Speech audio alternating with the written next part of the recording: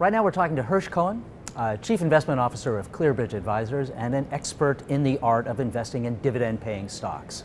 Hersh, thanks for being here. Expert? I hope so. Well, we'll find out. And it is an art. And it is an art.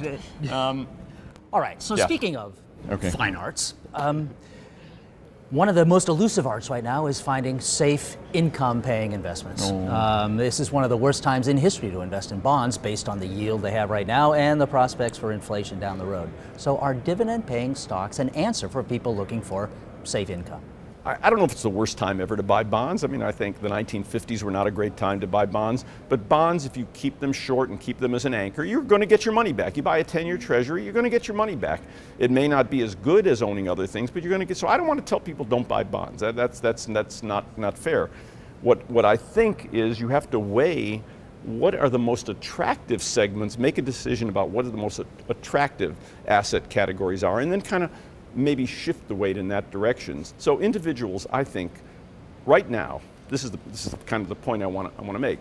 You have the highest quality companies in the United States paying dividends between 2.5% and 5%, and they're companies that everybody knows. Name some.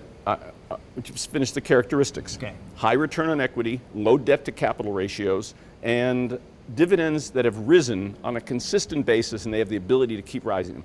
Johnson & Johnson, Abbott Labs, 3M, Procter & Gamble, Kimberly-Clark, Heinz Foods, Kraft Foods, IBM, Walmart, PPG, an industrial company.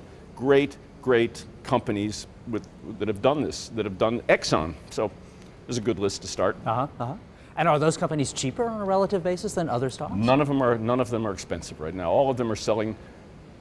I'm going to say I might be off by one, at a market multiple or lower. Why? Because they're boring.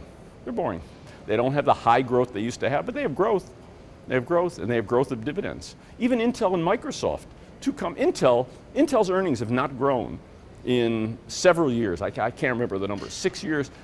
However, their dividend keeps going up. Why? Because they're a fountain of cash.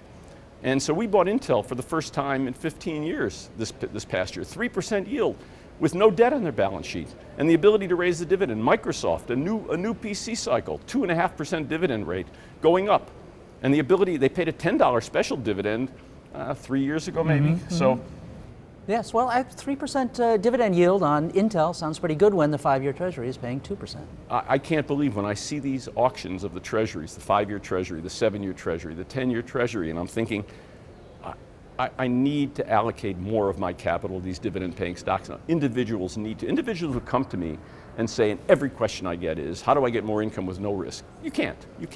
The savers in this country have kind of gotten the shaft. They've done everything right. They've saved, they bought treasuries, they bought CDs, they paid their mortgages. They're okay, so you say they have to step up on the risk scale. But if you're going to step up on the risk scale, do it in a way that at least the odds are stacked in your favor. Stocks that are out of favor, companies that are going to increase their dividends likely next year, the year after, that's a good thing. That's a persuasive argument. So perhaps at this moment in time, stocks are, in a weird way, dividend-paying stocks, the right stocks, are safer than bonds. I think if you can accept the volatility of the stock market, I think they're a great place to be. Are they safer than bonds? Bonds that will give you your money back, you know what you're going to get back. I mean, I want to make that clear. It's not either or. Okay. Asset allocation. All right, good. Good point. Hersh, thanks. My pleasure. Thank you. Okay. And thanks for watching.